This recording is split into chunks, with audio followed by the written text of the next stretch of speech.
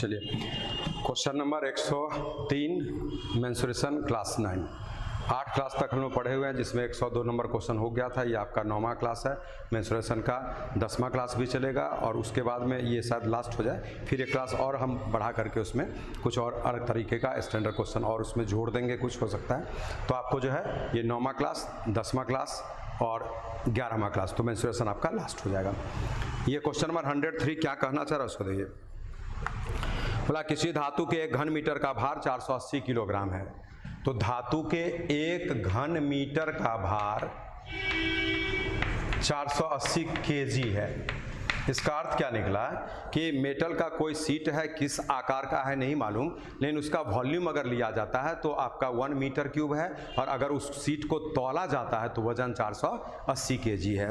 फिर क्वेश्चन बोला कि उसे पिघलाकर एक वर्गाकार छड़ के रूप में बना दिया जाता है। तो बोले वर्गाकार छड़ बोला तो इसका अर्थ क्या होता है, देखिए छड़ को इंग्लिश में रॉड बोलते हैं, ROD। ये छड़ जो होता है वो हमेशा बेलनाकार होता है, इसीलिए हम लोग सीधे छड़ बोलते हैं। ये बेलनाकार छुपा रहता है, सिलिंड्रिकल रॉड। मीनिंग है वो जो छड़ होता है उसका आकार ऐसा होता है, इस हिसाब से ये। तो इसीलिए जब छड़ बोलता है तो अंडरस्टूड है कि वो छड़ बेलनाकार ही होगा। लेकिन अगर आपके मन में छड़ है और कोई दूसरे आकार का है तो उसको बोलना पड़ेगा जो अभी बोला वर्गाकार छड़। तो बेलनाकार छड़ जब भी बोला जाएगा तो उसके शुरू और लास्ट में एक सर्किल दिखेगा, ठीक है, तो बेलनाकार छड़ हो जाएगा। और वर्गाकार छड़ जब भी बोलेगा तो उसके शुरू और अंत में वर्ग के आकार का फिगर दिखेगा। तो इसीलिए आपको क्वेश्चन बोल रहा है इस प्रकार से, इसको मेल्ट करके एक वर्गाकार छड़ बना दिया गया। तो हम उसका फिगर आपको यहाँ पर बोर्ड पर इस प्रकार से दिखा रहे हैं, ऐसे ये x ये x और ये x ऐसे, यही वर्गाकार छड़। इधर भी आपका यही शेप होगा, ठीक है, जैसे शुरू में यहाँ पर ये दिखा रहे हैं तो अंत में भी यहाँ पर भी बिल्कुल वही वर्ग है। बोले बिल्डिंग का पिलर को इमेजिन करिए, तो एक बिल्डिंग का पिलर कैसा होता है, वर्गाकार ही होता है, वर्गाकार छड़ के जैसा। तो वर्गाकार छड़ किसको बोलेंगे, जिसमें एक अच्छी खासी लंबाई आप रखेंगे और उसके बाद अंत में और ये शुरू में वर्ग का आकार दिखना चाहिए। जो बिल्डिंग का पिलर आप इमेजिन करिए, ऑलमोस्ट उसी प्रकार का होता है। तो क्वेश्चन बोला कि धातु के इस 1 घन मीटर को पिघला दीजिए, उससे एक वर्गाकार छड़ बनाइए, और क्वेश्चन बोला कि वो जो छड़ बना है उसकी लंबाई 4 मीटर है। तो छड़ आपका कितना लंबा, 4 मीटर, ये x मीटर, ये x मीटर ऐसे मानेंगे। और उसके अंतिम सिरे से घन काटा जाएगा तो उस घन का भार क्या होगा, यही पूछ रहा है। तो देखिए जब किसी भी आकृति को आप मेल्ट कर देते हैं तो लिक्विड हो गया, और उसको फिर दूसरे शेप में कास्ट करते हैं तो वो ऐसा हो गया। इसका अर्थ क्या है कि अगर हम 1 गिलास पानी को एक बाल्टी में रख देंगे तो बोले आकार परिवर्तन हुआ, वो ग्लास के आकार का पानी दिख रहा था और अभी बाल्टी के आकार का दिखेगा, लेकिन आयतन बराबर होगा। इसीलिए हम क्या कर रहे हैं कि इस आयतन को मेल्ट करके जब आप ये शेप बना दिए तो इसका आयतन इसके आयतन के बराबर होगा। और एक वर्गाकार छड़ का आयतन, जैसे बेलनाकार छड़ का आयतन आप क्या लिखते हैं, πr²h। क्यों, क्योंकि πr² उसके आधार का क्षेत्रफल गुणा में h छड़ की लंबाई। यहाँ पे वर्ग का क्षेत्रफल और गुणा में ये लंबाई लेंगे ऐसा, तो x² और गुणा में 4, x² गुणा में 4, तो ये इसका आयतन हो गया। और वही जो आयतन निकला वो किस आयतन के बराबर, 1। इससे हम x² निकालेंगे तो 1/4 होगा, और इससे x निकालेंगे तो 1/2 होगा। मीनिंग है आपको x का मान ½ मीटर निकल चुका है, 0.5 मीटर, ये तो निकाल लिए। अब क्वेश्चन का डिमांड है कि आप इसके अंतिम सिरे से या तो उधर में या तो इधर में एक क्यूब काट लीजिए। तो बोले वर्ग का आकार ऐसा होता है और क्यूब का आकार ऐसा होता है, ऐसे। तो बोला इससे आप एक क्यूब काटेंगे। बोले ये वर्गाकार छड़ था जो देख रहे बिल्डिंग का पिलर ऐसा, तो इससे जब आप छड़ काटेंगे, क्यूब काटेंगे, घन काटेंगे, तो वो जो घन कटेगा उसके लिए अब क्या होगा, यहाँ से देखिए ये जो घन हम लोग काटेंगे उसके लिए यहाँ से ऐसे ले लीजिए, ऐसे ये काट के अलग कर दीजिए, ऐसे। यही घन आपका जो ना कट गया।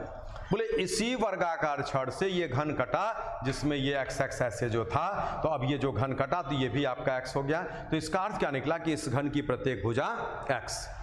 तो बोले अब इसका आयतन निकालना पड़ेगा। तो यहाँ पे आप जो घन काटे हैं उसका आयतन पहले निकालिए। तो बोले घन का आयतन भुजा का क्यूब होता है जो x का क्यूब होगा, x आप 1/2 निकाले हैं उसका क्यूब होगा, तो यहाँ पे 1/8 मीटर क्यूब हो गया। ये इसका अर्थ है कि जो इस वर्गाकार छड़ के अंतिम सिरे से एक घन काटा गया, उस घन का आयतन तो आप निकाल लिए 1/8 मीटर क्यूब आ गया। और बोले 1/8 मीटर क्यूब जब आपका आयतन निकल चुका है इस घन का, तो क्वेश्चन रहा इसी घन का वजन बताइए। बोले ये घन बना किससे, तो इस मेटल से जिसके 1 घन मीटर का भार दिया हुआ है, 1 मीटर क्यूब का भार 480 kg है। हम इसी के आधार से यहाँ पर घन जो काटे हैं उसका तो 1/8 मीटर क्यूब निकला, उसका भार निकालते हैं, उत्तर आ जाएगा। बोले जिस धातु के 1 घन मीटर का भार 480 kg है, उसी धातु से एक घन काटा गया जिसका आयतन 1/8 घन मीटर है, तो उस घन का वजन कितना होगा, तो यहाँ से निकाल लीजिए। 1 बराबर 480 kg, तो 1/8 बराबर में 60 kg। यही आपके प्रश्न का उत्तर हो गया। और ये SSC के CGL का जो UDC मेन होता है ना, UDC मेन, उसका क्वेश्चन आपको करा गया है। इसमें 4 अंक दिया गया था एक ही क्वेश्चन में, ये 4 अंक का ये आपका क्वेश्चन है, एक सिंगल क्वेश्चन। सब्जेक्टिव में बनाना पड़ता था, फिगर भी बना दीजिए, एक्सप्लेनेशन लिखिए, कॉमा, पंक्चुएशन, पूर्ण विराम सारे पर नंबर दिया जाता था, ये उसका क्वेश्चन है। लेकिन ये आपके अब ऑब्जेक्टिव एग्जाम के लिए ज़्यादा यूजफुल हो गया है, रेलवे के लिए और SSC इंटर लेवल और CGL, लेकिन PT लेवल तक के लिए ज़्यादा यूजफुल क्वेश्चन। चलिए जल्दी से उतार लीजिए। तो क्वेश्चन नंबर 103 मेंसुरेशन और क्लास 9।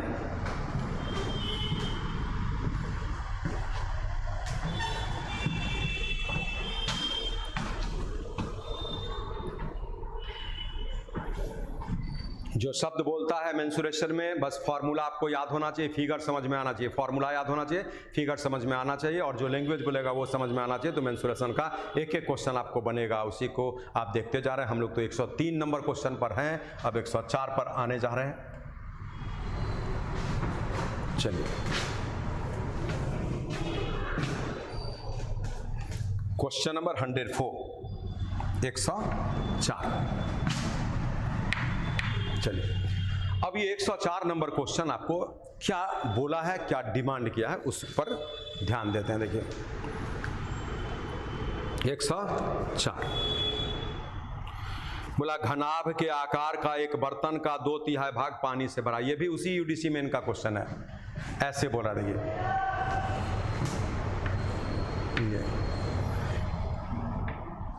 बोला घनाभ के आकार का एक बर्तन का 2/3 भाग पानी से भरा है, ये ऐसे।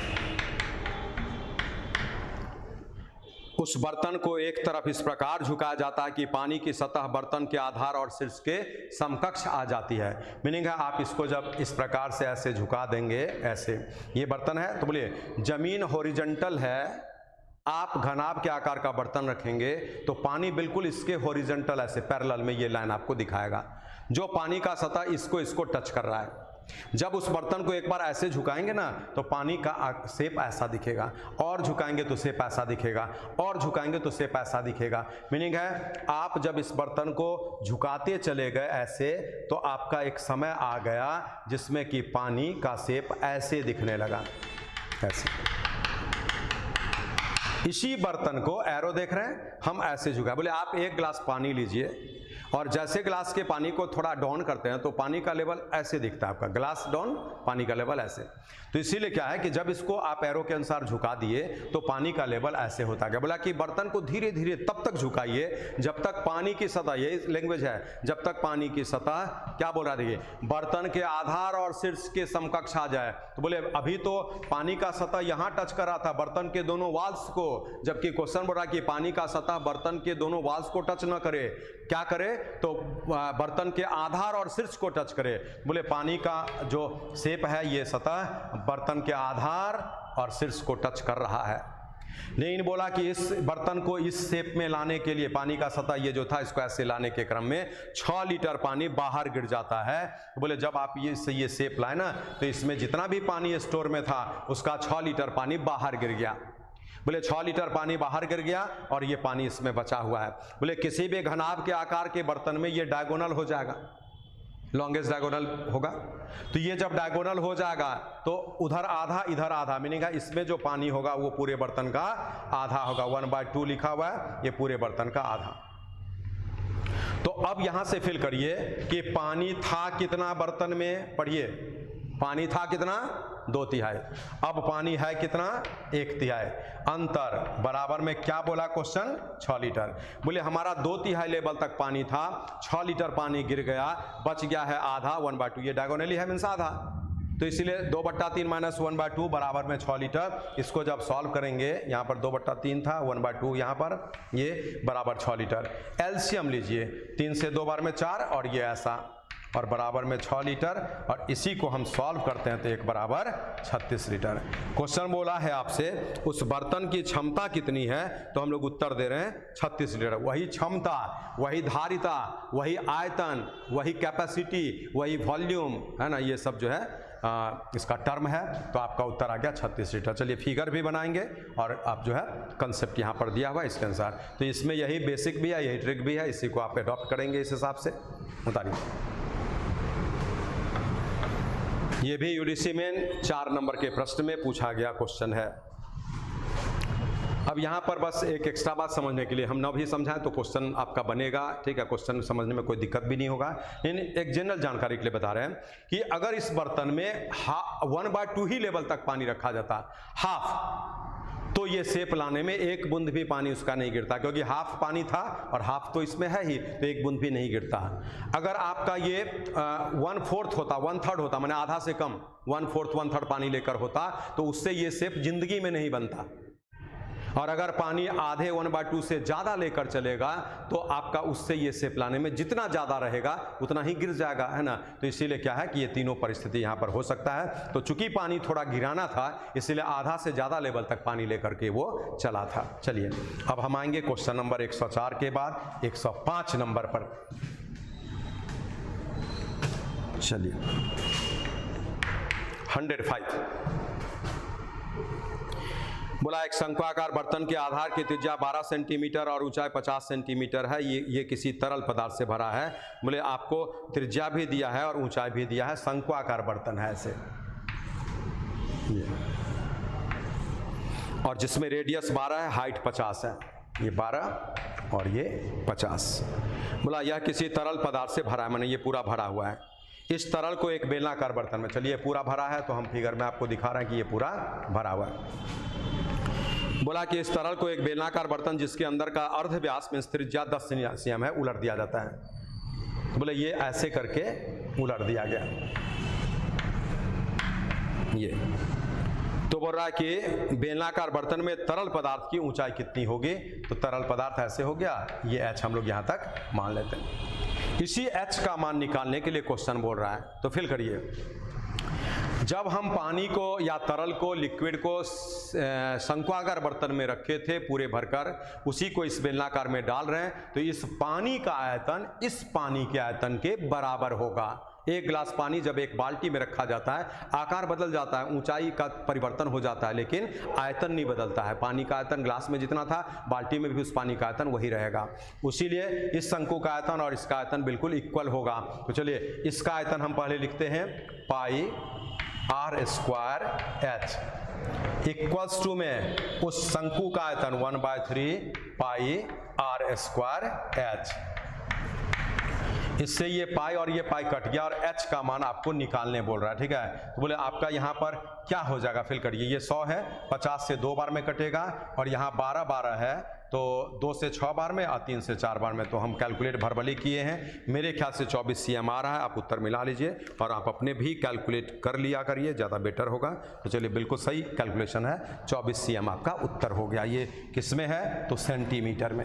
उतारिए।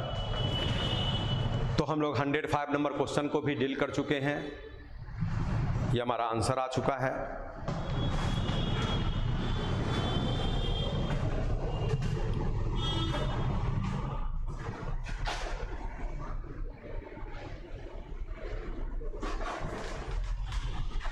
चलिए अब हम आते हैं 106 नंबर पर। तो मेंसुरेशन भारी लेसन नहीं है, बस थोड़ा लेंदी जरूर है, फॉर्मूला याद होना चाहिए, बस यही लेंदीनेस उसमें है, थोड़ा समझदारी होना चाहिए। 106 नंबर बोला लोहे के बने खोखली बेलनाकार नली 20 सेंटीमीटर लंबी है और उसके बाहरी और आंतरिक व्यास क्रमशः 8 और 6 है। तो व्यास का हम आधा पढ़ेंगे, त्रिज्या 4 और 3 है। बोले क्वेश्चन आपको इस प्रकार का कुछ बात करना चाह रहा है, ऐसे हम रफ फिगर आपको दिखा रहे हैं, ऐसे ये 4 और ये 3 हम रेडियस दिखा दिए। तो क्वेश्चन क्या बोला, बाहरी व्यास 8 तो बाहरी रेडियस 4, बाहरी त्रिज्या व्यास 6, भीतरी व्यास 6 तो भीतरी त्रिज्या 3 और बेलन का लंबाई 20 cm आपको दिया हुआ है। बोला इस नली को बनाने में प्रयुक्त होने वाले लोहे का आयतन, तो बोले लोहा तो यही सब में न लगा है, ऐसे ये सब बेस जो भी होगा ये सब आपका लोहा लगा हुआ है। तो ये जो लोहा लगा है ना, इसी लोहे का आयतन, तो बोले इस तरह का कंसेप्ट हम ले चुके हैं इसी चैप्टर में, पिछले क्लास में कहीं मेंसुरेशन में। तो लोहे का आयतन निकालना, अगर आपको इस बर्तन का आयतन निकालने बोलता तो उसके लिए आपको भीतरी आयतन निकाल लेना पड़ता, मीनिंग सिर्फ भीतरी रेडियस यूज होता और हाइट तो यही यूज होता है, ऐसा ठीक है। तो पायर स्क्वायर एच से आप निकाल लेते, जिसमें R3 यूज करते तो उस बर्तन का आयतन निकलता। लेकिन उस बर्तन में लगे मेटल का आयतन जब आपसे पूछा जाता है तो उसके लिए तरीका बदल जाता है। तब हम क्या करते हैं, बाहरी आयतन में भीतरी आयतन को माइनस कर देते हैं, तो इस मेटल का आयतन निकलता है। इसीलिए आपसे जो धातु का आयतन निकालने के लिए बोला है वो मेटल का वॉल्यूम हम कैसे निकालेंगे, तो उसके लिए कंसेप्ट यही है, बाहरी आयतन माइनस भीतरी आयतन। बोले बेलनाकार बर्तन है तो पाई आर स्क्वायर एच का फॉर्मूला लगेगा, यहां पर पाई आर स्क्वायर 1/4 एच और इसी में माइनस करना पड़ेगा पाई आर स्क्वायर एच, ऐसे। तो इसको जब आप आगे बढ़ाते हैं तो ये 22/7 और गुना में 20 जो है ये तो कॉमन हो जाएगा और बचेगा यहाँ से 4 का स्क्वायर और माइनस 3 का स्क्वायर। इसी को हम लोगों को सॉल्व करना है। आंसर आप देखेंगे किस शेप में दे रहा है तो पूरा कटता होगा। तो चलिए यहाँ से जब आगे बढ़ेंगे तो 22/7 गुना में 20 है और a square minus B square से आप इसको जो है 4 और 3 7 करेंगे जोड़कर, ऐसा। अगर भरभरी लेंगे तो 16 में 9 घटाएंगे 7 आ जाएगा, ठीक है। तो चलिए हो गया, छोटा डिजिट है। इसी को जब आप सॉल्व करते हैं तो उत्तर आ गया 440 और क्या है, आपको आयतन पूछा है तो cm³ में चले जाएंगे, ये आपके प्रश्न का आंसर हो गया। तो चलिए 106 नंबर का क्वेश्चन का आंसर एक 440 cm³ आ चुका है, उतार लीजिए जल्दी से। इसीलिए जब आपको यहाँ पर दो बात बन जाता है, एक बर्तन का आयतन पूछता है, बर्तन की क्षमता, बर्तन की धारिता, तो उसमें भीतरी आयतन आप निकाल लेते हैं बर्तन का, मीनिंग भीतरी रेडियस यूज कर लीजिए, डायरेक्ट उत्तर आता है। लेकिन जब आपसे क्वेश्चन बोलता है कि बताइए उसमें लगे मेटल का आयतन क्या होगा, तो मेटल का आयतन निकालने के लिए आपको बाहरी आयतन में भीतरी आयतन को माइनस करना पड़ेगा। प्रैक्टिकली देख कर सीखिए। बोले बाहरी आयतन जब लेंगे तो ये पूरे का आयतन निकलेगा सब, भीतरी आयतन लेंगे तो इसका केवल निकलेगा, तो सब में से ये माइनस कर दीजिए तो मेटल बच जाएगा। इसलिए कंसेप्ट तो क्लियरली दिख रहा है, ठीक है, कि इसका हेल्प लेना चाहिए। यहाँ पर उतारिए। क्वेश्चन नंबर 106 को भी हम डील कर चुके हैं और अब आते हैं 107 नंबर पर।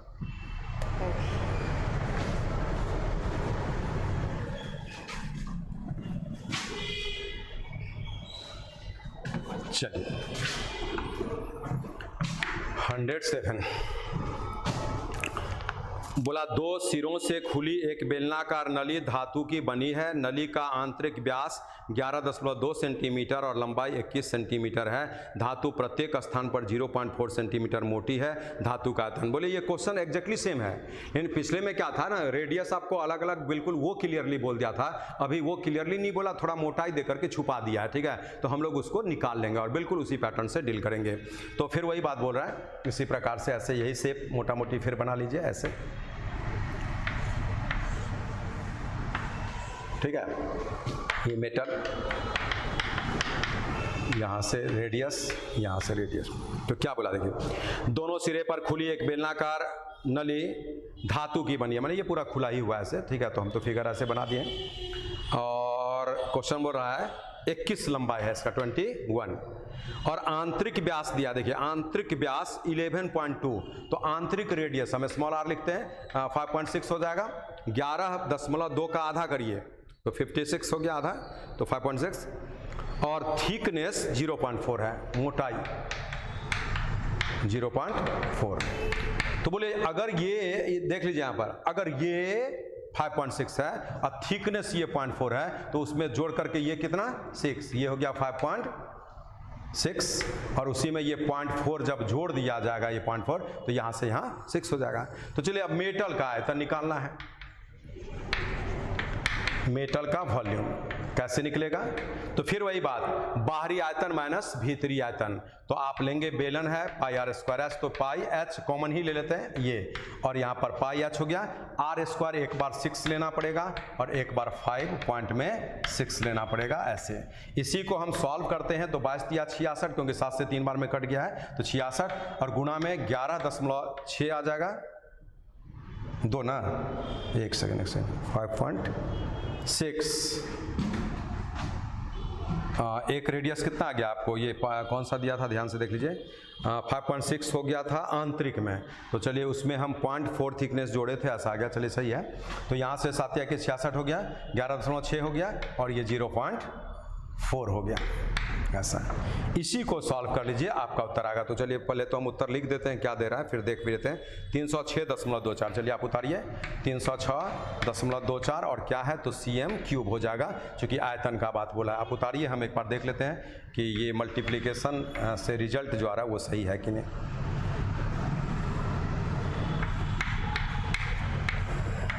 आप उतार लीजिए।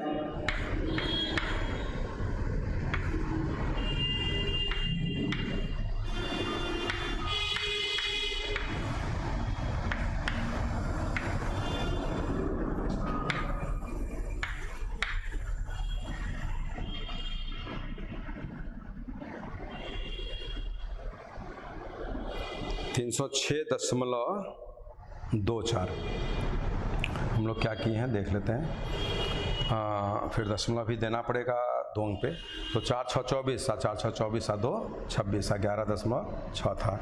तो चलिए यहाँ पे दशमलव है, 4 6 24 44 2 46, 6 6 36 और 66 3 39, यहाँ से 9 2 11 4 15 116। चलिए बिल्कुल सही आ रहा है। हम गुणा करके देख लिए, ये सेटिस्फैक्शन के लिए कि कोई भी चीज़ हमारा गलत न हो, उसके लिए ऐसे कैलकुलेशन है, वो आप खुद भी कर लेंगे। तो हम जांच करके देखें, बिल्कुल सही उत्तर आ रहा है। तो यही 306.24।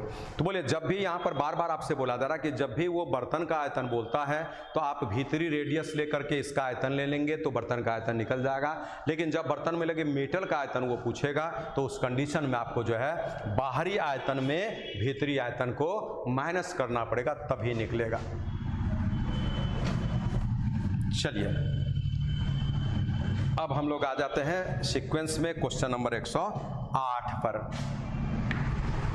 108 क्या कर रहा है देखिए, बोला किसी शंक्वाकार तंबू के आधार का व्यास 19.2 मीटर है। किसी शंक्वाकार तंबू मीन्स ऐसे जो शंकु के आकार में कपड़े का घर बनता है, बंजारा लोगों का सर्कस में खास करके वो सभी क्या है इसी आकार का बनता है। मिलिट्री का कुछ कैंप है ना, तो शंक्वाकार जब भी बनता है कपड़े का घर ऐसा होता है, तो वो इसलिए बनाया जाता है इस शेप में कि पानी जब भी हो बरसात वगैरह में तो बह जाए और वो घर के अंदर न गिरे, इसके लिए। तो ये शंक्वाकार जिसमें कपड़े से घर तो बन गया, क्या बोला आपसे, उसका आंतरिक डायमीटर 19.2 दिया, बट्टा 2 कर दीजिए तो रेडियस निकल जाएगा। तो आधार का व्यास निकल जाएगा, 2 से काटेंगे 9.6 रेडियस निकल गया। ठीक है, हम रेडियस यूज करते हैं इसलिए रेडियस का ही बात किए हैं, वो डायमीटर दिया था। बोला इसका शीर्ष का ऊंचाई 2.8 है, मैंने कहा ये हाइट भी इसका 2.8 आपको दे दिया है।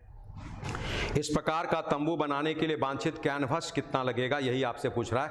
कपड़ा कितना लगेगा, तो चलिए हम देखते हैं कपड़ा कितना लगना चाहिए। तो बोलिए आपको पीछे भी कभी डिस्कशन हुआ है कि जब आप कपड़े से शंक्वाकार घर बनाते हैं तो इस जगह पर कपड़ा नहीं लगता है, इसलिए CSA निकालना पड़ेगा। अगर बोल दे क्वेश्चन कि नहीं यहाँ पर भी कपड़ा लगेगा तो TSA का बात होगा, 1 पायर स्क्वायर एरिया बढ़ जाएगा, उतना कपड़ा ज़्यादा लगाना पड़ेगा। तो हम लोगों को क्या निकालना पड़ेगा, CSA। और बोले एक शंकु का CSA means curve surface area, Hindi में वक्र पे क्षेत्रफल पाई आर एल होता है, पाई आर एल। बोले पाई आर एल में पाई तो बैठा दीजिएगा, रेडियस 9.6 ये भी बैठा दीजिएगा, लेकिन एल अभी मालूम नहीं है तो यही एल होता है और ये एल आपको निकालना पड़ेगा। तो एल जब निकालिएगा तो 9.6 का स्क्वायर होगा और प्लस में 2.8 का स्क्वायर होगा और इसी का अंडर रूट हो जाएगा, इससे एल निकलेगा। क्योंकि यहाँ 90 डिग्री का एंगल है तो ये कैसे निकलेगा, इसका स्क्वायर जोड़कर अंडर रूट से। तो इसको हम देखते हैं, पर यहाँ पे 10 आएगा, ये फिर इसमें बैठाएंगे और तब हम लोगों का उत्तर आ जाएगा। तो ये कितना हो सकता है उसको फिल करिए, तो 96 है।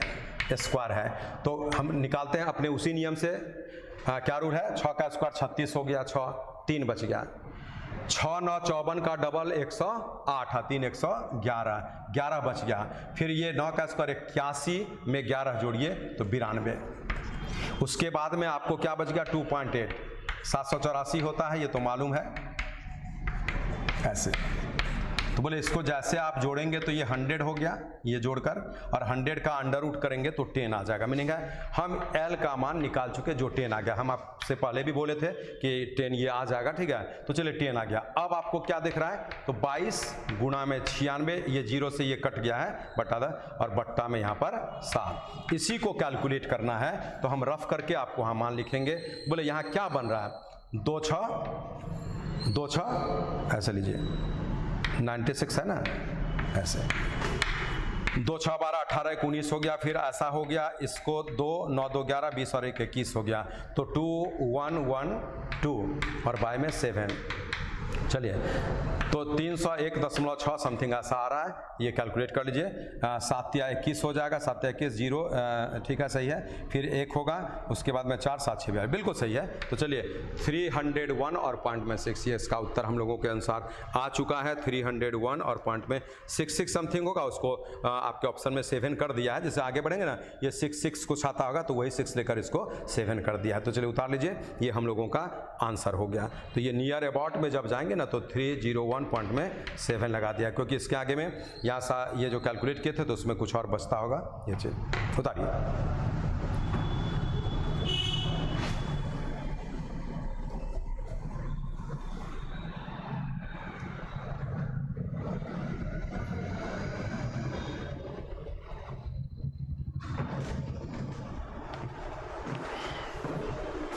चलिए हम 108 के बाद में आ रहे हैं 109 पर।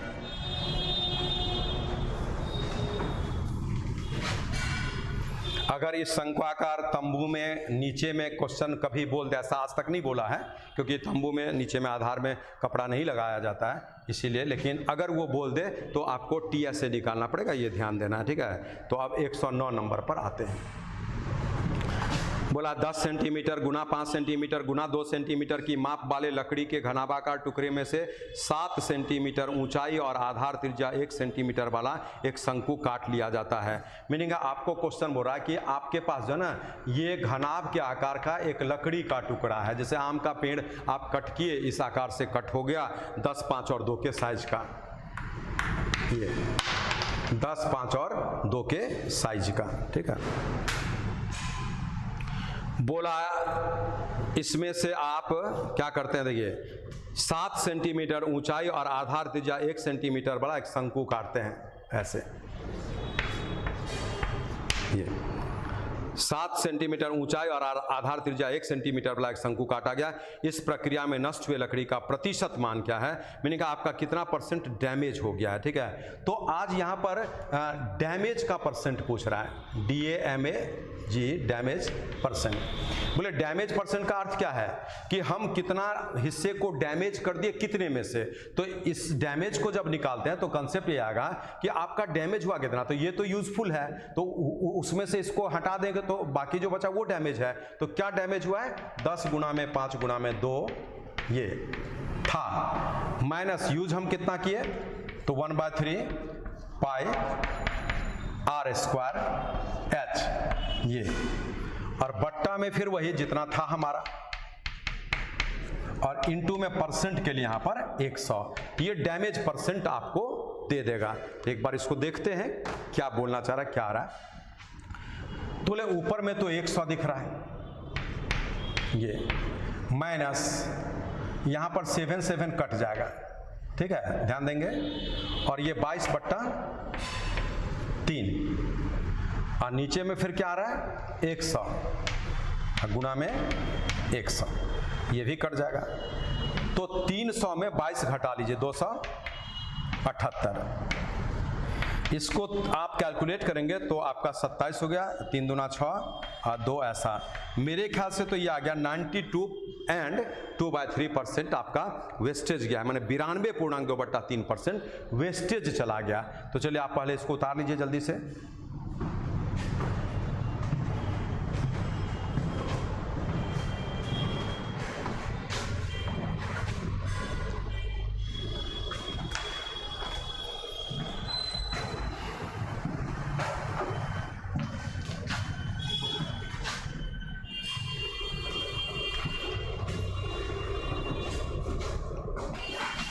ये सभी लिखा हुआ है। और इस जगह पर क्या है तो 1/3 है ना, ध्यान से देख लीजिए जिनको दिक्कत हो राइटिंग में, 1/3 इंटू में 22/7 पाई का मान है, R1 दिया था R², H गुणा में 7 लिखा हुआ है यहाँ पर, ठीक है, गुणा में 7 और बट्टा में फिर वही बेस जो आपका 10, 5, 2 पहले से था। अब गुणा में परसेंट के लिए इस जगह पर ध्यान देंगे, यहाँ आपको इंटू में 100 लिखा हुआ है, ठीक है, ये इंटू 100 और सॉल्व कर दिया गया। लेकिन बोलिए यहाँ कितना परसेंट वेस्टेज गया वो तो हम निकाल लिए, टाइम थोड़ा ज़्यादा लगा, इसलिए यहाँ बेटर आपके लिए क्या होगा कि जब आप उस लकड़ी के टुकड़े से ऐसा टुकड़ा कट किए तो आखिर आप इतना ही यूज किए हैं, तो यूज कितना परसेंट किए वो निकाल लीजिए। 100 में घटा देंगे तो डैमेज परसेंट निकल जाएगा, यूज कितना किए निकालेंगे और 100 में घटा देंगे तो डैमेज परसेंट निकल जाएगा। बोले हम यूज कितना किए हैं, यहाँ पर लिखते हैं यूज कितना परसेंट हुआ है, तो 1/3 पाई R² H बट्टा में 10 गुणा में 5 गुणा में 2 और फिर इंटू में 100। बोले ये 100 कट गया, ये 7 कट गया है, ठीक है, तो 7.1/3% यूज हुआ।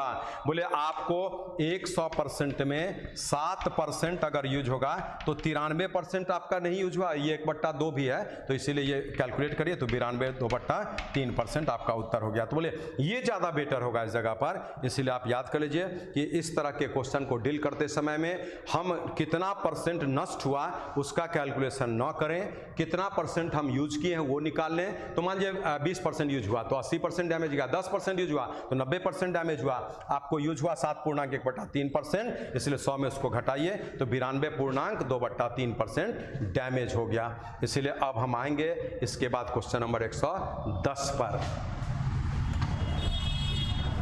चलिए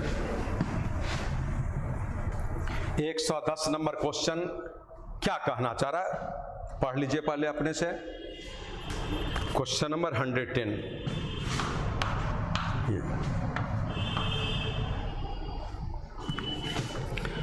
बोला एक घनाभ का आयतन एक घन के आयतन का दुगुना है, ऐसे बोला देखिए, हाँ, एक घनाभ का आयतन एक घन के आयतन का दुगुना है, ऐसे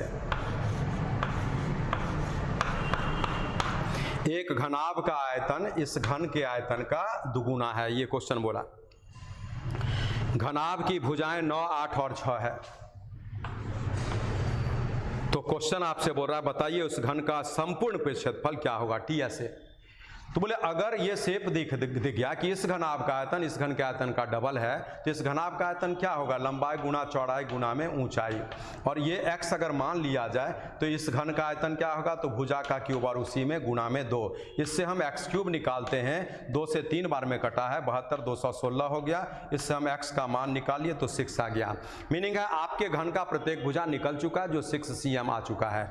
आज इसी से हम TSA का बात करें तो बोले एक घन का टोटल सरफेस एरिया में संपूर्ण क्षेत्रफल क्या होता है, तो 6 इंटू भुजा का स्क्वायर होता है, भुजा आप 6 निकाले हैं, तो इसी को जब कैलकुलेट करते हैं तो आपका आ चुका है 216 cm स्क्वायर। चलिए जल्दी से नोट करिए, 216 cm स्क्वायर आपके प्रश्न का आंसर हो गया।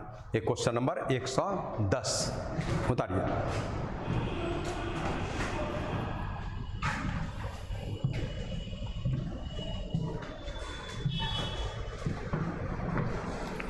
अब इसी सीक्वेंस में क्वेश्चन नंबर 111 पर आते हैं।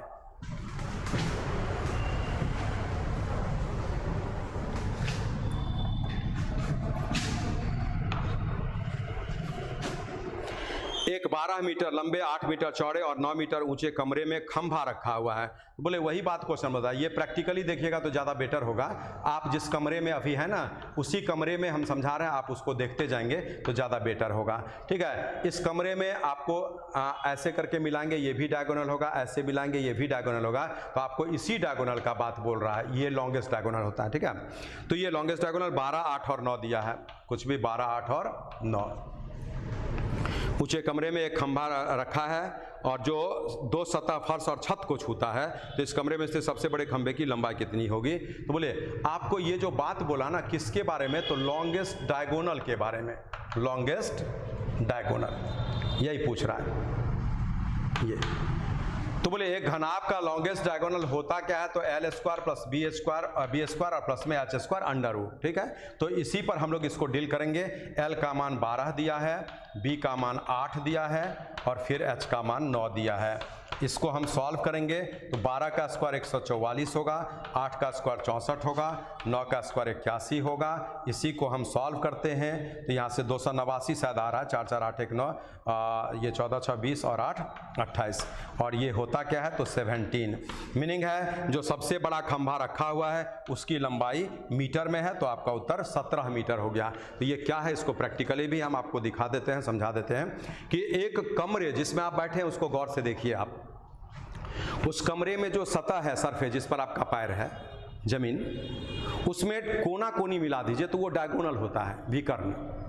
कोना कोनी मिला दिए डायगोनल, उतना बड़ा बांस रख सकते हैं। और आप जिस कमरे में बैठे हैं उसके छत का एक कोना लीजिए और उसी छत के कोने का विपरीत जो ये सतह होता है उसका कोना आप लीजिए।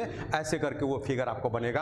आपके कमरे में छत का एक कोना और सतह जो जमीन जिस पर पैर आप रखे हैं उसका कोना, ये डायगोनल ऐसे मिलाइए, वो लॉन्गेस्ट डायगोनल हो जाता है, सबसे बड़ा। मीनिंग है उससे बड़ा डायगोनल नहीं हो सकता। अर्थ निकला उससे बड़ा बांस उस कमरे में आप नहीं रख सकते हैं, तो इसीलिए उससे बड़ा खंभा नहीं रखा जा सकता। बोला लॉन्गेस्ट खंभे का साइज बताइए, L square plus B square plus H square under root. आपके प्रश्न का आंसर आ चुका है। तो चलिए हम लोग यहाँ पर क्वेश्चन नंबर 111 भी डील कर चुके हैं। अब आएंगे 112 पर।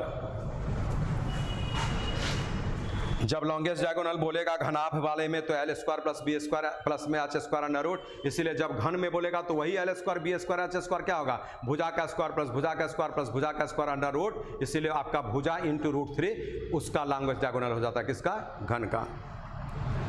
112 बोला एक समद्विबाहु त्रिभुज की दो भुजाएं क्रमशः 15 और 22 है। बोले जब समद्विबाहु त्रिभुज बनेगा तो उसके लिए समद्विबाहु त्रिभुज के लिए आपका ये शेप बन जाएगा ऐसे। बोले ये बराबर, ये बराबर। क्वेश्चन बोल रहा है ये क्या है, प्रेजेंस ऑफ माइंड का क्वेश्चन है। बोले समद्विबाहु त्रिभुज इंग्लिश में आइसोसेलेस ट्रायंगल। समद्विबाहु त्रिभुज इंग्लिश में आइसोसेलेस ट्रायंगल, एक ऐसा त्रिभुज जिसमें आपको दो भुजा बिल्कुल बराबर लंबाई का हो, समद्विबाहु त्रिभुज बोलते हैं। बोले किसी भी समद्विबाहु त्रिभुज में दो भुजा बराबर लंबाई का होगा, तीसरी भुजा अलग लंबाई की होगी। इसलिए क्वेश्चन बोला कि आपके समबाहु त्रिभुज में तीन भुजा में से दो भुजा का लंबाई दिखा रहा है 15 और 22 दिखा रहा है, 15 22 ऐसे। तो बोले समद्विबाहु त्रिभुज में भुजाओं की लंबाई कैसा हो सकता है, दो ही प्रकार का होगा ना, क्योंकि दो भुजा तो इक्वल होगा और एक भुजा अनइक्वल होगा। बोले दो भुजा इक्वल होगा तो यहां से फील करिए कि 15 जो है शायद वही इक्वल हो, ठीक है। तो 15 अगर इक्वल होगा तो ये 15 इक्वल हो गया और एक बच गया 22। लेकिन बोलिए वो तो ये बॉन्ड नहीं किया है ना, तो ऐसा भी हो सकता है कि जो इक्वल है वो 22 है तो बच जाएगा आपको 15, ठीक है। होने का कुछ भी हो सकता है। तो दो भुजा आपको दिखाया तो आपको इमेजिन करना पड़ेगा कि समद्विबाहु त्रिभुज में तीन भुजा होगा जिसमें दो भुजा बराबर लंबाई का, एक भुजा अलग लंबाई का। तो बराबर लंबाई 15 भी हो सकता है या बराबर लंबाई 22 भी हो सकता है। जब बराबर लंबाई 15 होगा तो ये 22 बन जाएगा, जब बराबर लंबाई 22 होगा तो ये 15 बन जाएगा। आपसे क्वेश्चन बोला उसका पेरीमीटर बताइए, परिमाप। बोले जब आप यहां परिमाप लेंगे तो 15 प्लस 15 और प्लस में 22 तो आपका 52 आ गया। और जब यहां पर लेंगे तो 22 प्लस में 22 और प्लस में 15, ये पेरीमीटर, तो यहां से 44 हो गया आपका 59। इसका अर्थ क्या निकला कि जो बात क्वेश्चन बोला है उसके अनुसार हम लोग उत्तर उसको दे रहे हैं कि ऐसा अगर है तो निश्चित रूप से उस त्रिभुज का परिमाप दो प्रकार का निकलेगा। वो परिमाप या तो 52 होगा या तो 59 होगा, 52 या 59। ये आपके प्रश्न का उत्तर हो गया, या तो 52 या तो 59। चलिए जल्दी से उतारिए, फिगर भी बना लीजिए क्योंकि फिगर से ही इसका एक्सप्लेनेशन और ज्यादा क्लियर हो जाता है। उतारिए। हम क्वेश्चन नंबर 112 को भी डील कर चुके हैं, ये 112 नंबर का डीलिंग हुआ है। इसके बाद हम तुरंत आते हैं क्वेश्चन नंबर 113 पर। बताइए।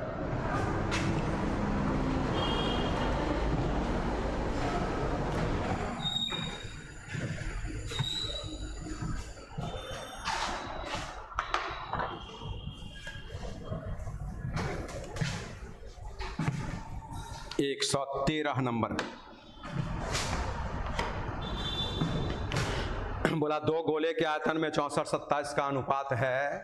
ये बहुत इंपॉर्टेंट क्वेश्चन है आपका, सब एग्जाम्स में पूछा जा चुका है ऐसे। बोला दो गोले के वॉल्यूम में 64-27 का रेशियो है 64 और यहाँ पर 27। ये किसका रेशियो? तो V लिखे मीन्स वॉल्यूम का रेशियो। क्वेश्चन बोल रहा है यदि उनके अर्धव्यास का योगफल 21 सेंटीमीटर हो तो छोटे गोले का पृष्ठ क्षेत्रफल क्या होगा? बोले ये दो गोले का रेडियस दे दिया और दोनों आयतन रेशियो में, और बोला कि उसके अर्धव्यास का योगफल 21 है। तो बोलिए गोले में आप जो वॉल्यूम लेते हैं वो कैसे निकालते हैं? 4/3 पाई आर क्यूब, ऐसे, जिसमें 4/3 और पाई जो कांस्टेंट मान है, तो ये आर क्यूब पे डिपेंड कर रहा है, तो इससे हम यहाँ पर रेडियस का बात करते हैं, रेडियस ऐसे। तो बोले सीधे कौन सा ऐसा मान जिसका क्यूब, देख रहे हैं रेडियस का क्यूब से आयतन निकलता है, कौन सा ऐसा मान जिसका क्यूब करें तो 64 होगा, तो 4 के क्यूब से। कौन सा ऐसा मान जिसका क्यूब करें तो 27 होगा, तो 3 के क्यूब से। इसका अर्थ क्या निकला कि दोनों गोले के रेडियस में 4-3 का रेशियो है, और क्वेश्चन आपसे बोल रहा है ये 4 और 3 को जोड़िए तो 7 इकाई, हकीकत में 21 सेंटीमीटर, 7 इकाई और हकीकत में 21 सेंटीमीटर, तो इससे हम 1 इकाई निकालेंगे, हकीकत में 3 सेंटीमीटर। अब क्वेश्चन आपसे बोला छोटे गोले का पृष्ठ क्षेत्रफल, तो छोटे गोले के लिए रेडियस पहले निकाल लीजिए, जो 3 इकाई आपका आ चुका है और 3 इकाई का मान 9 सेंटीमीटर। ये छोटे गोले का रेडियस निकला है। बोले छोटे गोले का जब रेडियस निकला तो उस छोटे गोले का पृष्ठ क्षेत्रफल बोला, तो गोला में तो सरफेस एरिया टोटल सरफेस ही होता है, उसमें कर्व सरफेस नहीं होता, जिसका चर्चा भी हम किए थे। तो ये टीएसए कैसे निकलता है एक गोले का? तो 4 पाई आर स्क्वायर होता है, तो 4 पाई आर स्क्वायर, वो किस यूनिट में है? पाई में ही छोड़ दिया ना, तो पाई रहने दीजिए।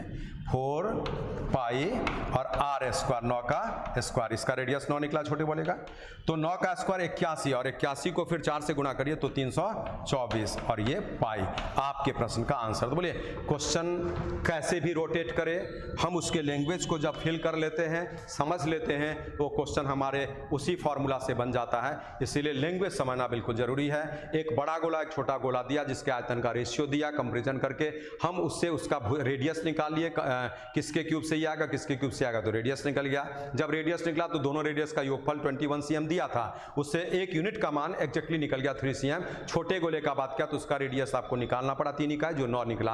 अब बोले एक गोले की त्रिज्या 9 सेंटीमीटर हो तो उस गोले का संपूर्ण पृष्ठ क्षेत्रफल क्या होगा? तो उसके लिए pi r square, 4 pi r square बैठाएंगे तो उत्तर आ जाएगा। तो चलिए उत्तर भी आ गया, जल्दी से इसको नोट कर लीजिए।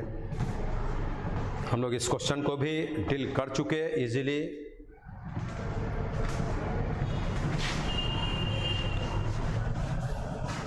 एक 113 के बाद हम आते हैं 114 नंबर पर, जल्दी से कॉपी डाउन कर लीजिए और फेयर कॉपी जरूर बनाते जाइएगा, ये बार बार बोला जा रहा है। जब आप फेयर कॉपी कर लेंगे तो आपको रिवीजन करना आसान होगा। दो घनों के आयतन में 125-64 का रेशियो है। दो घन के आयतन में, ये आपको ऐसे एक बड़ा क्यूब बोल रहा है और एक छोटा क्यूब बोल रहा है, ये ऐसे, ये, और यहाँ पर आपको 125-64 का रेशियो दे दिया है ये आयतन में। तो बोले एक घन का आयतन भुजा के क्यूब से निकलता है, एक घन का आयतन भुजा के क्यूब से निकलता है। इसीलिए यहाँ पर जब हम भुजा का बात करेंगे तो बोले एक ऐसा भुजा जिसका क्यूब ऐसा हो, 5 के क्यूब से 125 आएगा। एक ऐसा भुजा जिसका क्यूब 64 हो तो 4 के क्यूब से ऐसा आएगा। तो आपको भुजा का रेशियो निकल चुका है। बोला उसके संपूर्ण पृष्ठ क्षेत्रफल का अनुपात क्या होगा? टीएसए का, ऐसे टीएसए। बोले एक घन का संपूर्ण पृष्ठ क्षेत्रफल कैसे निकालते हैं? एक घन का संपूर्ण पृष्ठ क्षेत्रफल तो 6 इंटू भुजा का स्क्वायर, यहाँ से 6 इंटू में भुजा का स्क्वायर और यहाँ भी 6 इंटू में भुजा का स्क्वायर। तो जब हम इसको सॉल्व करते हैं तो 6 तो कट जाएगा और ये 25 रेशियो आपका 16 दिखेगा, जो इस प्रश्न का आंसर हो जाएगा। उतारिए 25 रेशियो 16। क्वेश्चन नंबर 6 का उत्तर आ चुका है, सॉरी 114 का उत्तर आ चुका है, 25 रेशियो 16। तो कुछ नहीं है, जो बात क्वेश्चन बोलता है हम उसको समझते हैं और जो फॉर्मूला हमारे पास है उसको यूटिलाइज करते हैं। वॉल्यूम का रेशियो दिया था, भुजा के क्यूब से वॉल्यूम निकलता है, 5 के क्यूब से 125, 4 के क्यूब से 64, तो ये तो भुजा निकल गया। और जब किसी घन का भुजा मालूम हो तो उसका टीएसए निकल जाता है 6 इंटू भुजा के स्क्वायर से, तो 6 इंटू भुजा स्क्वायर कर दिए, उत्तर आ गया। चलिए 114 नंबर क्वेश्चन भी हम लोग डील कर चुके। अब हम आते हैं क्वेश्चन नंबर 115 पर। 115 नंबर क्या है? थोड़ा रीजनिंग से भी रिलेटेड है, मीनिंग रीजनिंग में इसका यूज होता है। ये जो क्वेश्चन दे रहा है इस पर बहुत सारा क्वेश्चन रीजनिंग में पूछा जाता है। बोला यदि किसी घनाभ में घनाभ को इंग्लिश में क्यूबॉइड बोलते हैं, और क्यूबॉइड का आकार जो आपको मोटी मोटी बुक्स है उसको देखिए, ब्रिक्स है ईंट उसको देखिए, तो बिल्कुल समझ में आ जाएगा कि क्यूबॉइड का आकार क्या होता है। क्यूबॉइड का एग्जाम्पल, बेस्ट एग्जाम्पल क्या है, ईंट, और अच्छे मोटा वाला बुक्स, वो सब क्या है, क्यूबॉइड का सही शेप दर्शाता है। बोले ये क्यूबॉइड है, और इस क्यूबॉइड में आपसे बोल रहा है क्या, N0 N1 N2 ऐसे। तो क्या बोला कि एक घनाभ में N0 शीर्षों की संख्या, शीर्ष को इंग्लिश में वर्टेक्स बोलते हैं, ये आपका शीर्ष हो गया। बोले शीर्ष जहां जहां हम सर्किल दिखा रहे हैं वही शीर्ष है, तो शीर्ष कितना निकला, 8 निकल गया। N0 का मान हो गया शीर्षों की संख्या, शीर्ष कितना, 8 हो गया। N1 किनारे की संख्या, ये किनारा है जो 12 हो जाएगा, देख रहे हैं, 1 2 3 4 5 6 7 8, उसके बाद में 9 10 11 12, ये भी निकल गया। और क्या बोला, N2 पृष्ठों की संख्या, माने नंबर ऑफ सरफेसेस, तो पृष्ठ कितने, सतह कितने, तो 6 होता है। कौन, बेस, टॉप, इधर साइड से इधर साइड से, फिर इधर साइड से इधर साइड से, तो 6 ही सतह होता है। तो बोले जो क्वेश्चन बोला ना, N0 8 हो गया, N1 ये शीर्ष की संख्या, ये किनारे की संख्या, और ये सरफेस की संख्या। तो बोला कि बताइए निम्न में से कौन सा रिलेशन सही होगा। हम आपको 2 एग्जाम्पल लिखकर दिखा रहे, 2 ऑप्शन। एक दिया N0 प्लस N1 बराबर में N2 और +2। बोल रहा कि अगर ये ऐसा है तो क्या ये सही है, तो N0 बैठाइए 8, N1 12, और यहाँ पर N2 6 और 2, तो ये तो गलत आ गया। देख सकते हैं ये 20 है और यहाँ पर 8 है, तो 20 बराबर 12 क्या कहलाएगा, गलत है। 8 20 बराबर 8, 12 8 20 6 2 8, गलत है। दूसरा option N0 plus N2, N0 plus N2 और इक्वल्स टू में N1 प्लस 2। बोले N0 का मान पुट करिए 8, N2 का मान पुट करिए 6, N1 का मान 12 और 2, और यहाँ देखिए 8 6 14, 12 2 14, ये सही आ गया, इसलिए ये उत्तर हो गया। इसीलिए इसके लिए आपको अपने डिराइव नहीं करना है, ठीक है, जो परिस्थिति क्वेश्चन ऑप्शन में देगा ना उसको सर्च करना कि कौन सा ऑप्शन आपको इस वक्त में सही बैठेगा। जबकि N0 शीर्षों की संख्या, शीर्ष यहाँ से देख लीजिए 8 होता है, N1 किनारे की संख्या, ये कोर्स है ना, वो 12 होता है, और N2 सतह की संख्या, तो किसी भी ईंट में या घनाभ के शेप में 6 सरफेस होता है, इसलिए वो 6 लिखे और इस पर बैठाइए। Option 2 is the right answer, वो सही है। बताइए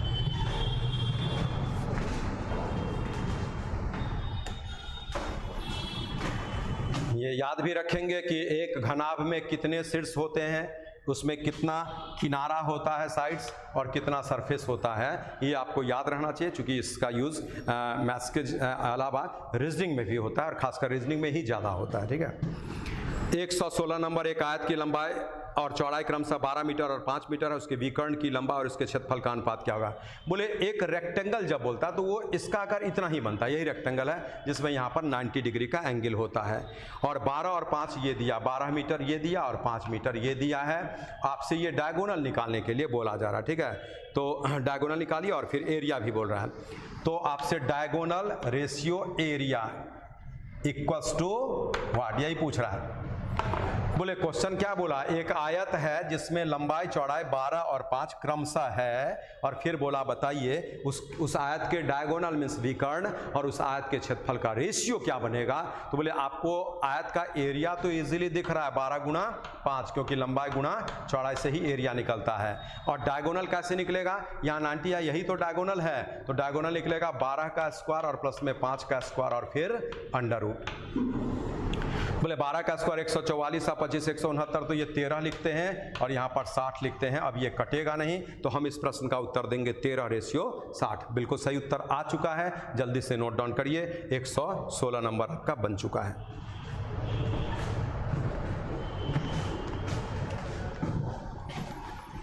तो मेंसुरेशन में आपको बार बार, जैसे हम शुरू से अंत तक बोलते आ रहे हैं कि कुछ भी नहीं है, फिगर का कंसेप्ट स्पष्ट होना चाहिए, फॉर्मूला बिल्कुल याद होना चाहिए और थोड़ा बहुत उसके भाषा का पकड़ होना चाहिए कि क्वेश्चन डिमांड क्या क्या, जैसे बोला एक आयत है उसमें लंबाई चौड़ाई दे दिया तो हमको फिगर से समझ में आना चाहिए। डायगोनल यही होता है, ये निकालना है, पाइथागोरस थ्योरम लगा दीजिए, डायगोनल निकल जाएगा। और एक आयत का एरिया पूछा, एरिया लंबाई गुना चौड़ाई से निकल जाता है, तो चलिए कोई दिक्कत नहीं है, हम इसका इजीली आंसर निकाल लेते हैं। चलिए अब 116 के बाद में आते हैं 117 नंबर पर। एक आयताकार कमरे के चारों दीवारों का क्षेत्रफल 480 वर्ग मीटर है। बोलिए, एक आयताकार कमरे में 4 ही दीवार होता है, उस चारों दीवारों का क्षेत्रफल कैसे निकालते हैं? तो एक दीवार में L इंटू एच होता है, उसका अपोजिट भी LH, और एक दीवार में B इंटू एच होता है, उसका अपोजिट भी BH। इसीलिए जब आपको 2 बार L क्या लिखे आपको 2, ऐसे देखिए LH 2 बार और BH 2 बार, यही कमरे के चारों दीवारों का एरिया है। यहाँ से 2H कॉमन ले लिया जाता है और L प्लस B ये फॉर्मूला दे दिया जाता है। एक कमरे के चारों दीवारों का क्षेत्रफल का formula 2H bracket L plus B। अब देखिए यहाँ पर ये एरिया तो दे दिया है, लंबाई चौड़ाई भी दिया हुआ है 16, कमरे की ऊंचाई निकालना, तो बोले एरिया बैठाइए 480, 2H निकालना है और लंबाई चौड़ाई 16 प्लस 8 दिया है, ये H निकालिए। बोले 16 24 दूना 48, तो कट के 10 आ गया, यही तो H निकल गया। इतना सिंपल क्वेश्चन था, H आपका निकल चुका है 10 मीटर, ये इस क्वेश्चन का फाइनल आंसर हो गया। चलिए जल्दी से नोट करिए, 117 नंबर क्वेश्चन हमारा बन चुका है।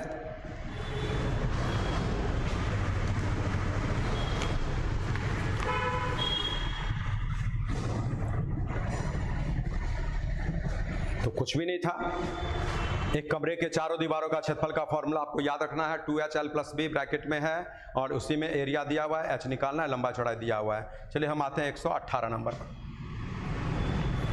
118 नंबर क्या बोलना चाह रहा है, देखिए बोला 20 सेंटीमीटर आंतरिक व्यास वाले एक वृत्ताकार नली से, ये 20 सेंटीमीटर आंतरिक व्यास वाला एक नली है ऐसे, तो 10 सेंटीमीटर त्रिज्या हो गया ये आंतरिक, और उसी नली से 10 मीटर व्यास, उसी नली से वृत्ताकार नली से 3 किलोमीटर प्रति घंटा की गति से, ये 3 किलोमीटर पर आवर के स्पीड से ऐसे ऐसे पानी बह रहा है, और ये 20 सेंटीमीटर बोला था, यहाँ पर 10 cm लिखकर याद रखिएगा, cm है। और बोला कि इससे जो पानी बह रहा है उस पानी को 10 मीटर व्यास वाले 2 मीटर गहरे एक वृत्ताकार टंकी में डाला जाता है। मीनिंग है आपका एक ऐसा टंकी है ये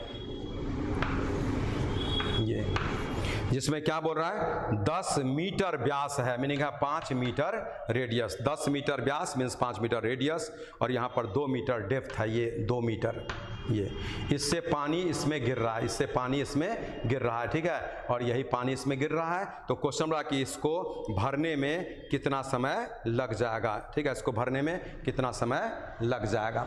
तो देखिए जब इस बेलनाकार पाइप से पानी बह रहा है और इस टंकी में भरना है, समय कितना लगेगा, तो इससे 1 घंटे में पानी जा कितना रहा है वो निकालते हैं, ठीक है, इससे 1 घंटे में पानी कितना जा रहा है वो निकालते हैं। तो बेलनाकार है तो पाई आर स्क्वायर एच लेंगे, पाई आर स्क्वायर, सभी को मीटर में कर लेते हैं, 10 सेंटीमीटर है, मीटर हो गया, ठीक है, 10 सेंटीमीटर को 100 से भाग दे तो मीटर, तो पाई आर स्क्वायर मीटर में, H 3 किलोमीटर को मीटर में बदल दी, ठीक है। बोले इतना मीटर क्यूब, सभी मीटर में हो गया, मीटर क्यूब पानी 1 घंटे में भर रहा है, इतना मीटर क्यूब पानी 1 घंटे में, पानी इसमें भरना कितना है, तो पाई आर स्क्वायर H, ये तो सभी मीटर में है ही, इतना मीटर क्यूब। बोला समय कितना लगेगा, यही पूछ रहा है। बोले क्या लगेगा, तो ये ऊपर चला जाएगा और ये नीचे आ जाएगा। तो हम यहाँ रफ करके दिखाते हैं, पाई और यहाँ पर 5 गुणा 5 या 25 जो भी लिखिए ये, और बट्टा में आ जाएगा पाई, और वो 1/10 तो 1/100, और यहाँ से फिर आपको ऐसा, इसी को हम सॉल्व करते हैं, 2 2 0 ये कट चुका है, और 5/3 पाई भी कट गया, ये 5/3 आवर्स हो गया। 5/3 आवर्स को क्या बोलेंगे, ऐसा। और बोले ये क्या है, तो 1 घंटा और यहाँ 60 से गुणा करेंगे तो 40 मिनट्स हो जाएगा। मीनिंग आपके प्रश्न का उत्तर आ चुका है, 1 घंटा 40 मिनट। चलिए फिगर बना लीजिए पहले, फिर आप सॉल्यूशन लिख लीजिए, उसके बाद में एक्सप्लेनेशन हम यहाँ पर एक बार और कर देते हैं। जल्दी से उतारिए। ये question SSC, railway, CDS, commission, इन सारे एग्जाम्स के लिए ज़्यादा इम्पॉर्टेंट है। तो याद रखेंगे कि पानी जब भी बहेगा तो ये स्पीड जो है ना वो बेलन के लंबाई माने ऊंचाई का काम करेगा। तो पायर स्क्वायर एच यूनिट पर आपको ध्यान देना है। किसी भी, हम सारे को सीएम में ले सकते थे, सारे को मीटर में ले सकते थे, मीटर में लिए भी, तो आप जिस यूनिट में भी जाना चाहें हो जाएगा। तो 1 यूनिट होना चाहिए सब जगह, तो वो चेंज किए हैं। तो बोलिए वहां से जो पानी जा रहा पाई आर स्क्वायर एच 1 घंटे में पानी भरेगा इतना, जो पायर स्क्वायर एच क्या समय लगेगा, तो ये ऊपर ये नीचे सॉल्व कर दीजिए। उत्तर आपका आ चुका है 1 घंटा 40 मिनट। चलिए इस प्रकार हम लोग मेंसुरेशन के क्लास 9 में 118 नंबर क्वेश्चन कर चुके हैं। अब क्लास 10 में इसमें जो क्वेश्चन बचा हुआ है वो आपका होगा, थोड़ा बहुत समय और हम लोगों को मिलेगा जो कुछ एक्स्ट्रा क्वेश्चन लेकर बढ़ाएंगे। तो हम इसके अलावा असाइनमेंट का जो PDF है, इसके अलावा एक क्लास और देंगे जिसमें कुछ अलग तरह का और भी क्वेश्चन जो एक लेवल का हो सकता है वो 2, 4, 5 क्वेश्चन और हम शामिल कर लेंगे। तो ये 9 क्लास के बाद में 10 क्लास आपको चलेगा। जैसे आज आप क्लास कर लिए तो फिर नेक्स्ट में चलता है TTS के अनुसार, तो फिर आपको ट्यूसडे के बाद थर्सडे में आपका क्लास हो जाएगा। तो थर्सडे में इसका 10वां क्लास पढ़ेंगे और फिर सैटरडे को इसका पड़ जाएगा 11वां क्लास। तो मेंसुरेशन हम पूरी तरह से परफेक्ट बना लेंगे जब मेरा वो क्लास हो जाएगा। मीनिंग है हम एक क्लास और अतिरिक्त आपको देंगे इस PDF के अलावा भी, ठीक है। आप बिल्कुल मन से पढ़िए, आपके लिए हम मेहनत कर रहे हैं, आप भी मेहनत करेंगे तभी रिजल्ट बिल्कुल पॉजिटिव होगा। हम कितना भी मेहनत करें आपके लिए, आप नहीं करेंगे तो रिजल्ट नहीं होगा। हम थोड़ा मेहनत कम भी कर लें, आप मेहनत ज़्यादा करेंगे तो भी रिजल्ट होगा, है ना। इसीलिए आप रिस्पॉन्सिबल ज़्यादा हैं, आप पर रिजल्ट आपका डिपेंड करता है। इसलिए आप मेहनत करिए, हम तो कर ही रहे हैं। आपके लिए जो संभव हो रहा है हम आपको प्रतिदिन उस हिसाब से जो भी वीडियो संभव हो रहा है आपको देते जा रहे हैं। आपके लिए क्लास बिल्कुल चल रहा है और ये आपके बिल्डिंग से सिर्फ सिंगल हम हैं इस जगह पर जो कि आपको क्लास यहाँ से आकर के ले रहे हैं। बाकी कोई टीचर इस बिल्डिंग से क्लास अभी नहीं ले रहे हैं, ठीक है। खैर चलिए, जो भी है ये पर्सनल मैटर है। आप हमसे जुड़े हैं, हमारा आपसे वास्ता है, इसलिए हम दोनों मिल करके अपने पेंडिंग चैप्टर्स को आगे जरूर बढ़ाते जाएंगे, इसके कंसेप्ट को क्लियर करते जाएंगे ताकि मेरा समय यूं ही ना बीते। हम उस लॉकडाउन के पीरियड में बर्बाद समय को भी पॉजिटिवली चेंज कर रहे हैं और चेंज करके बिल्कुल हम उन छात्रों से आगे बढ़ जाएंगे जो लॉकडाउन का पूरा इंजॉय कर रहे हैं, किताब कॉपी को बोरिया बिस्तरा में रख करके, ठीक है। तो जो छात्र ऐसे हैं वो गलत कर रहे हैं और जो छात्र हमसे जुड़े हुए हैं, पढ़ने में मन लगा रहे हैं, वो बिल्कुल सही कर रहे हैं। यही फैक्ट है कि लॉकडाउन भी है तो हम अपना काम नहीं कर सकते। बोले आप जो छात्र नहीं भी पढ़ रहे हैं, क्या वो भोजन छोड़ दिए हैं, नाश्ता छोड़ दिए हैं? ऐसा नहीं आप कर रहे हैं तो पढ़ाई क्यों छोड़ दिए हैं? इसीलिए जो छात्र अभी भी नहीं जुड़े हैं बिल्कुल जुड़िए, इसके लिए प्रॉम्प्ट किया जा रहा है आपको। Thank you.